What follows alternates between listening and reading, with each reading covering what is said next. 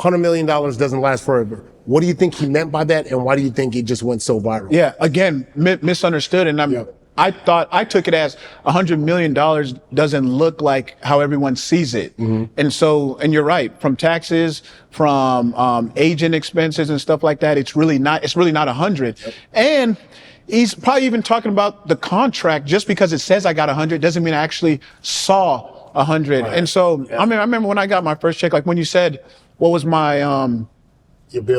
Welcome to the league moment. I was gonna say it was when I got paid, but I don't want to sound shallow. But but like my first signing bonus, I got was like, I think it was like $3.5 million. Yeah. And so, but before that, I got a Pell Grant in college. That was the most I ever got paid. That was like $2,600 each semester. It's like financial aid. Yeah. And then so now I got $3.5 million, and it'll say when you get your pay stub, it'll say $3.5 million.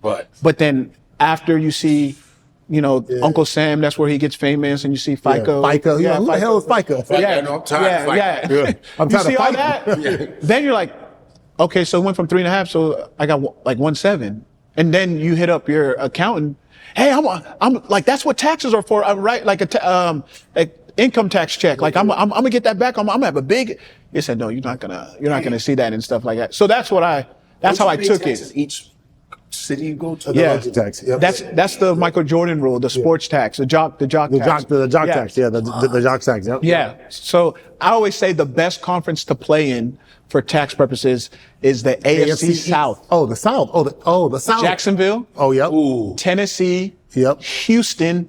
And then Indiana. Indiana's low, but Tennessee and Texas and Florida, no nothing. Yeah. Oh, wow. So that's what I say. That's beat it. Yeah. That's the best. But because I think there's also too, there's the pressure of it. Like, so you go through the taxes situation, you get your agents. To be the actual best at your position and in the game, you have to spend a good amount of money on taking care of your health and and especially as like in your generation and a lot younger, you're starting to see guys put a little bit more into having a chef. Right. The body massage, and he's like, so you create this whole team to keep you well oiled. So you have to pay for that, just to get you. Otherwise, you're not getting that money if you ain't a well-fine machine. So what money's going to you? What would you think out of 100 million? It's just hold on. This is where I'm about to. This is where I'm about to go down. Then there's the pressure that nobody talks about, and it's the hidden expectations from your friends and from your family. And I can say I personally lived it because I had a brother who signed a big contract before I even made it to the NFL. And you would get comments, and this is how it breeds and the pressure it breeds around you. People like, man, your brother signed all that money and you don't have a car in college? Oh, wow. And then all of a sudden you start going, wait, maybe I should have a car. Oh man, he should. How come he didn't buy me a car? And then you're like, whoa. He doesn't need to buy me a car, right? So if you multiply that by the siblings that you have, by your family that you have, all of a sudden they got all these other people in their ear talking about what your person, cousin, family, uncle should be doing for you. And then before you know it, resentment. And then you feel the resentment. Then the relationship starts to be threatened. And then you're trying to buy the relationships back. And then you're trying to help somebody out. And before you know it, you're helping all these people. And then you go, whoa. And my brother said something super dope to me, and I never forgot this. He goes, you're going to be a jerk if you say no, and you're going to be a jerk if you say yes, because you can't say yes forever. And the minute you say no, you're a jerk. So there it is. And so I think there is a way to help people who are in need when you have that kind of position, but that is a real bill when you start thinking about just all these other people because you become a walking target. 100%. Yeah, you become a walking target. There was a time where I felt guilty because I was single at the time and had all that money, and I'm thinking like, and I'm cheap. Like I don't want to say cheap. Frugal. Yeah. I you don't use lotion. You put your, we know you're frugal. You put your ring in a sock. Lotion. You out your damn mind. I spend money. I splurge on the things I want to splurge on, and the stuff that I don't. We were just talking about Irwine. I'll spend on that. Irwine is awesome. Yeah, I like it. They have $18 strawberries. No, bro. I don't eat strawberries, bro. But I felt bad. Not bad. I felt bad. I had money for a time because, like, I was thinking how I was living, how much I had, and I was thinking about my parents and like my sisters and stuff. And then so there was a time where my parents caught me at the right time, and it was just all right, whatever you want and stuff like that. And then after that. I read a book called Boundaries, and I learned how to put up boundaries. And then when I got married, it was just like, all right. Yeah. There's a way, and it can be hard. And most people think like, oh, it's your family, this and that. Like, because you have to look, and, you know, I respect my brother so much for this, because he was like, I'm playing the long game. Right. I don't want to be able to help you out right now. In 15 years, if you came to me, I want to make sure that I have such a plan that in 15, 20 years, it's not like, oh, when you were hot, you helped me out. But now, like, you know, because when you blow that, there's also the pressure of you have these resources. Like, how do you keep those resources? And then you talk about financial literacy. People like, and this is where I think the schooling system, don't get me on this, I'll get on the soapbox, but where our school system fails us, because you sit 8 hours a day in school, 1st through 12th grade, no financial literacy. You go through college, no financial literacy unless you're in finance. Purposely done. And then you boom, you just drop in a bunch of money, and then everyone comes to you. It's like, here's a crazy thing about when you start making money. Everybody comes to you like you're the expert. Like, no, I've never dealt with this kind of money in my life. I don't know what to tell you. Like, should I do this? Credit cards. Hey, discover. Hey. Or how people try to position themselves. Like, you can hear it. Oh, you can almost hear it over the phone. Like, hey man, what's going on here? Oh my God. I don't mean to ask, but then don't ask. Don't ask. Hey man, I don't. Then don't. Oh, like, it's like I almost can hear it, and sometimes I'm like, oh, like I was like, yo, man, hey, what's good, man? What's going on? About this, man. Hey, hold on, real quick. Hold on, I'm gonna call you right back. I can hear it before it even comes out. I know it's coming. Yo, I'm gonna need a favor. Oh hell. I want somebody to go, I need money. Call me back. Click. I do. But nobody ever goes, boy, do I need cash.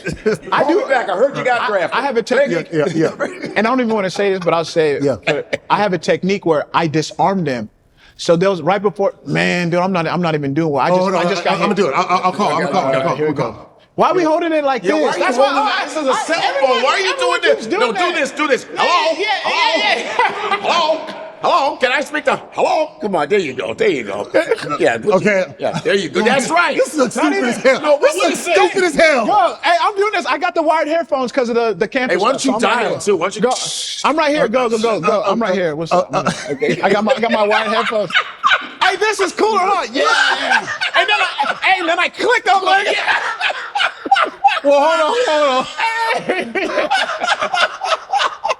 Hello. Go. I'm where I got it. I got my wired headphones. I don't even have. Hey, what phone? Yeah. I don't Is this know. an Apple? Do they have the Apple Retro? I can't stand you, dog. Hey, remember those other phones? We got that back. Let me scroll. I can't breathe. Yo, you hilarious. Okay, here. No, now he doesn't know how to just go like this. He's like, all right. Okay. The brick phone. All right, here. The brick phone. All right. Yo, Prince. Hey, what's up, man? What's good, dog? I'm chilling, bro. What's good with you? Man, dog, man, I ran into a little issue, man. Bro, I hear you, bro. I just got hit at the casino right now, bro. And I let so-and-so borrow this kind of money. I'm trying to get it back, man. I seen your contract in the newspaper though, man. I know how you doing it though, big. Yeah. Man. And this ain't nothing to you though, man. It's just a little something for me. I got you. It ain't nothing to you, dog, man. No, I got you. I just need a whole 30 real quick. I got you. And I need that contract because I just lent 100 out, and I'm still waiting on the dude to pay me back. And then my financial advisor, hey, tell him I need shoes. My financial advisor was like, "Hey, you ain't lending nobody money," and I feel so bad. I can't even give my parents money, bro. So the fact that you're even asking me is making me feel bad that I can't. Bro, you my boy. We go all the way back, man. 100%. Like I wouldn't even ask you if I didn't really need it. I got you. Like, listen, as soon as my situation changes, I'm gonna hit you back. Are you gonna hit me? So when you think your situation will happen? I don't know. Hey, listen, the harder you pray, it might. Bro, I am so listen. That's why your name is Thank God. That's why he's Thank God. The harder you pray, hey, homeboy went home like this. Dear Heavenly Father, I pray that his situation changes, bro. You got people praying for you to get that 3rd and 4th and 5th contract. Listen, I remember I had hit somebody with. Man, I know it seems like I know everyone. I say, I'm still talking on my phone. Yeah, what is this? Well, it's the wired headphones with the speaker in here. But anyways, I'll tell someone like I know everyone says it's how much how much you made, but it's really how much you saved. And to be honest, like, I really don't have it right now. I'm hurting right now. Yeah, they'll say, yeah. I remember a dude like call my bluff. Like, yeah. You know someone, I said, no, bro, like I'm hurting right now. And I'm trying to get them to like be a human and feel bad for me. Like, dang, like I feel bad. But no, they're like, talk about standing on their soapbox, like they're doubling down. No. I said, and this even hurting me, the fact that you don't believe me and the fact that I feel like I should have that. Yeah, it's a whole bunch of gaslighting and manipulative stuff. But I'll play along.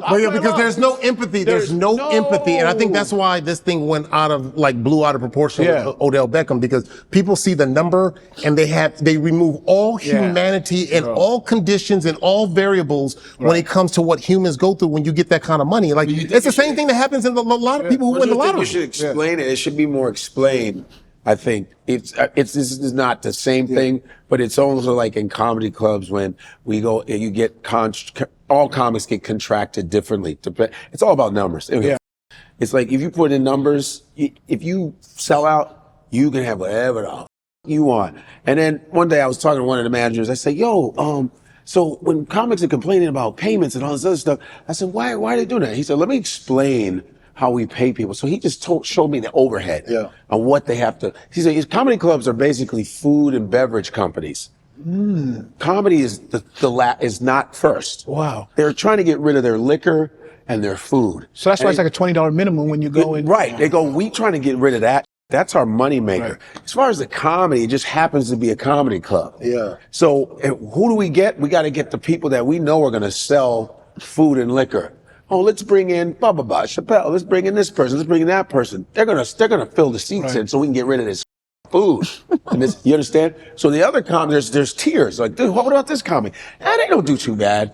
Once we make a surplus, we can bring in the comics that are less known and we can groom them. Yeah. So once I understood that, it's almost the same thing. You don't understand. I got to pay my agent, I got to pay this. So people don't get that. They go, oh man, you make it, man.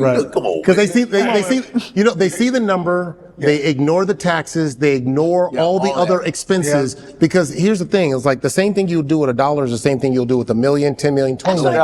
And it's just like, however, like when you get that $1 and that $1 goes away, you're like, damn, I just had $1. Like it's the same thing that happens, but everything is just exponentially. So I say to you, because there are a lot of guys who come in, with different level of discipline, and some guys are blowing the bag as soon as they get in the league. Right. Have you ever had to pull a guy over and like, yo, pump the brakes? I remember there's a guy, I'll leave his name unnamed, but this guy came in my rookie year, bought 4 cars and was, and was just spending money like it was just, like he had endless amount of money. And I remember Tim Brown and Jerry Rice had to come in and go that's when you played? Sorry. Yeah.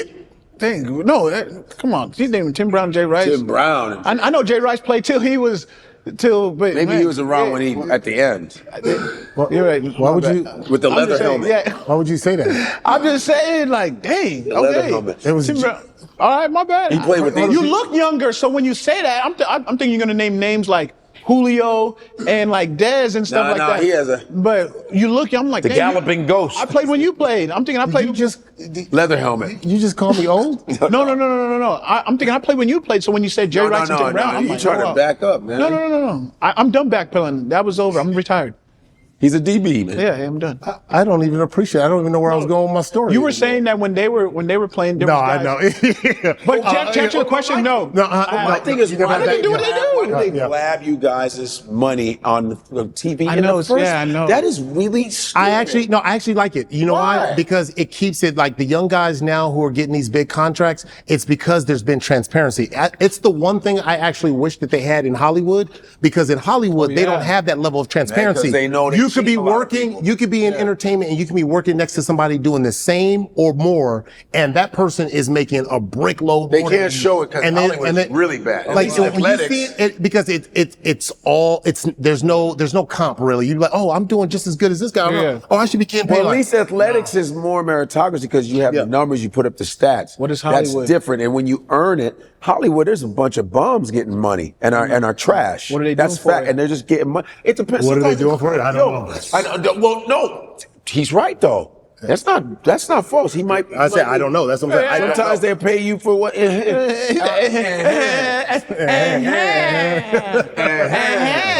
know. They go, you know, but that it's not really meritocracy with acting and all that stuff, because you can get away with an average motherfucker. Make them a star. Come on, you see a lot of No. You see it. Right. If it ever came out in Hollywood and you would start to see, and you go through all the different projects and you'll see it, I mean, it will blow your mind. I heard the dude from, and I'm forgetting his name. From Ghostbuster, the brother from Ernie Hudson. Yeah, Ernie. Yeah. Great guy. And he says, people don't realize Hollywood is probably, and is big for this, but you can be popular and poor. Oh, I believe See, in football, you can't be popular and poor. You're going to get your you're work. Gonna get it, But there's nothing constructed that a guy allows this, because they say it's subjective. In Hollywood, it's the art. It's subjective. Right. One person thinks this person's talented, the other person. Well, it's the same thing. It's the same thing in football or any other sport, where they go, that guy can't play it. That guy turns out to be Tom Brady and wins 7 Super Bowl rings. You know what I mean? Like, so it's the same thing. You know what I mean? That's another 154 conversation in the books. We are bridging culture back to its roots. From Africa to the world, we're telling stories our way. So make sure you hit like, subscribe, and share your voice in the comments. This is 154.